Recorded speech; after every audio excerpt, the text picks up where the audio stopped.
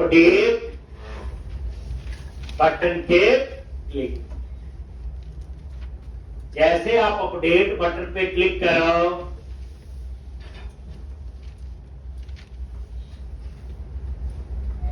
आगे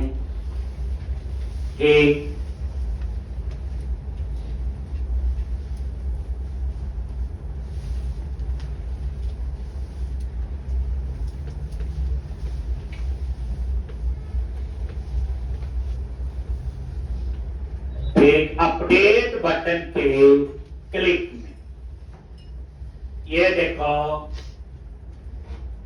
यहां पे ये है अपडेट, ये क्लिक समझ आ गई।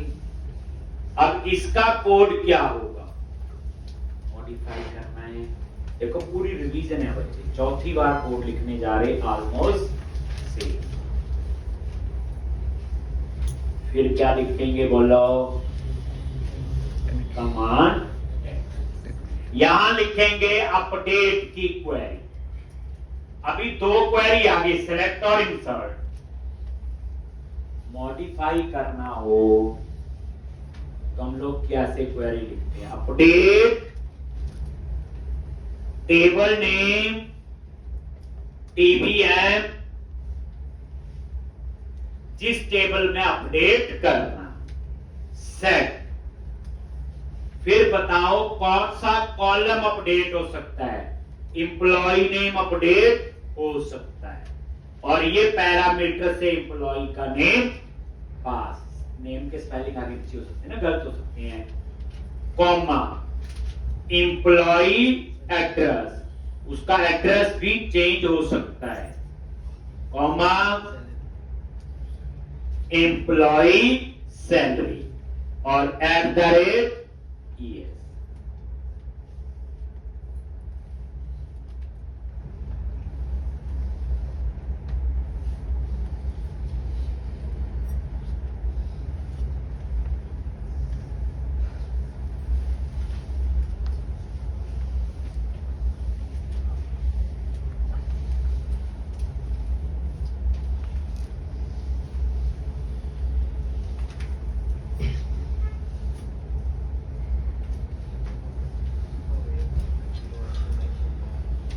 सेट नेम, एड्रेस, और देखो नेम अपडेट हो सकता है, स्पेलिंग आगे पीछे हो गई। एड्रेस भी चेंज हो सकता है, पहले कहीं रह रहा था कहीं और शिफ्ट हो गया। सैलरी भी कम ज्यादा हो सकता है। उसके बाद क्या बच गया, एम्प नंबर। हम एम्प नंबर को अपडेट करने का प्रोविजन नहीं दे रहे। क्यों नहीं दे रहे,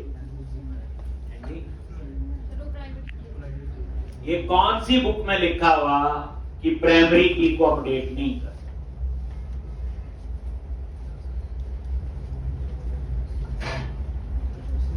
इसलिए तो पढ़ा होगा कहीं ना कहीं आप लोगों ने।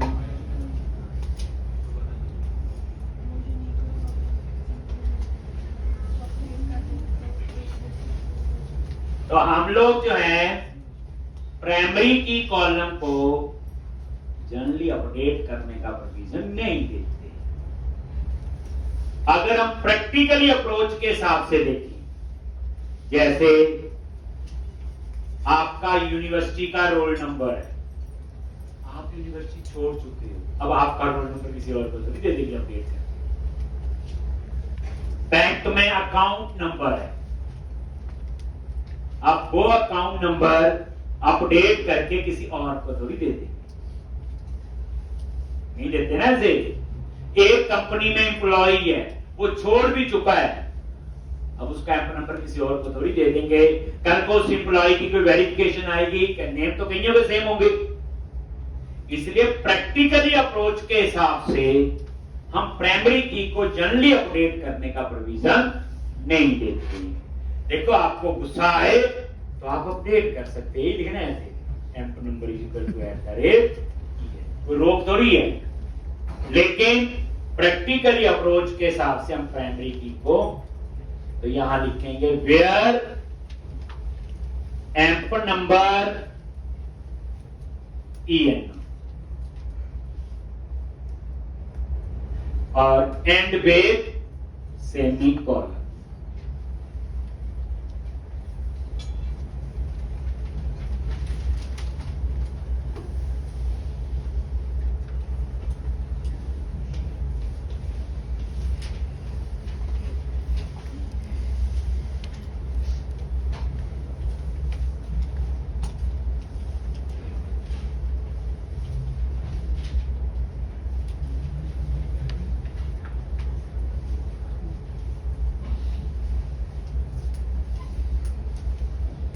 Update TVM set name address salary और वेयर एम्प नंबर, जो एम्प नंबर हम लोग बताएं। एक वेयर में लिखा है, अगर मैं ये वेयर कंडीशन ना लगाऊं तो पता क्या करेगा, जल जाएगा, वो पूरा टेबल ही अपडेट कर जाएगा। सबका नेम सेम, सबका एड्रेस सेम, सबकी सैलरी, क्योंकि मैंने कंडीशन नहीं लगाई। हाँ, तो वेयर में हमने एम्प नंबर लिखना है, वे किस एम्प्लॉय की इंफॉर्मेशन अपडेट कर। ठीक, तो ये अपडेट की क्वेरी है बच्चे, जो हम लोग टेबल में मॉडिफिकेशन के लिए यूज करते हैं। सीक्वल में 4 स्टेटमेंट होती है, इंसर्ट, सिलेक्ट, अपडेट, अब एक बची होगी डिलीट। लिख लिया ये। अब उसके बाद आगे की कहानी आपको आती है, क्या लिखेंगे, ये क्वेरी कहां पे एग्जीक्यूट हो, देखो हो जाती ना रिवीजन अपने आप ही। फिर जितने क्वेरी में पैरामीटर हैं, cmd डॉट पैरामीटर, फिर हमें उतने ही पैरामीटर पास करने हैं। एम्प नंबर कहां से आएगा, टेक्स्ट बॉक्स 1 से। 4 पैरामीटर हैं तो चारों पास करने, एम्प नंबर, नेम, एड्रेस, आपने कोई कॉपी पेस्ट नहीं करना, लिखना है टेक्स्ट बॉक्स 2, 3 और 4।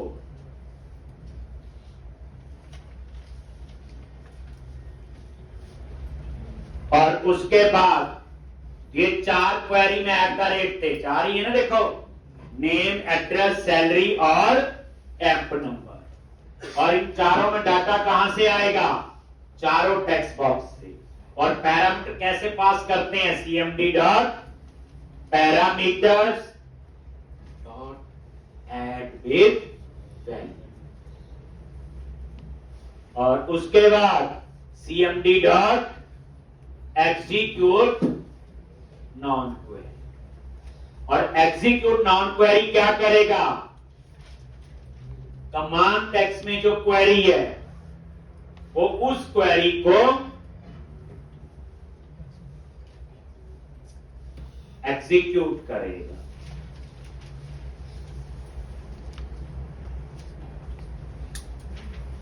ठीक, कमांड टेक्स्ट क्या करे, ये जो क्वेरी है इसको वो एग्जीक्यूट करे। और उसके बाद एसक्यूएल कमांड क्लास ने जो रिसोर्स यूज किए वो फ्री कर दिए। अगर सेव वाले कोड को देखें, सेम है, बस कमांड टेक्स्ट में वहां इंसर्ट क्वेरी थी, यहां पे अपडेट। और उसके बाद लिस्ट बॉक्स रिफ्रेश होना चाहिए। देखो हमने क्या बनाया था, डेस्परेट, और हो गया देखो फायदा, रीयूजेबिलिटी। उसके बाद एम्प्टी करना है टेक्स्ट बॉक्स को, क्या करना है, अपडेट होने के बाद। तो ये कोड हम ऑलरेडी लिख चुके हैं, कहां पे, सेव के कोड में लिखे था टेक्स्ट बॉक्स डॉट टेक्स्ट इसको स्ट्रिंग डॉट एम्प्टी। अब वो सेव कोड यहां चाहिए खाली करने का, तो या तो मैं उसको कॉपी पेस्ट करूं, नहीं तो अभी बताया आपको हम क्या बनाएंगे उसका, बस। तो अब आपका हम उसका एक मेथड बना लेंगे। कैसे बनाते हो, ये देखो, ये था, ये सेव का कोड था, और इसमें ये 5 लाइन है, याद रखना। तरीका बता दिया, ऐसे बना सकते हैं मेथड। ठीक, सेलेक्ट किया, बाद में याद आया ना कि ये कोड तो बार बार यूज करना है, तो आप क्या करो, सिलेक्ट करो उतनी लाइन को, कर लिया, फिर क्या करोगे, जल्दी बोलो, एडिट, रिफैक्टर, एक्सट्रैक्ट में।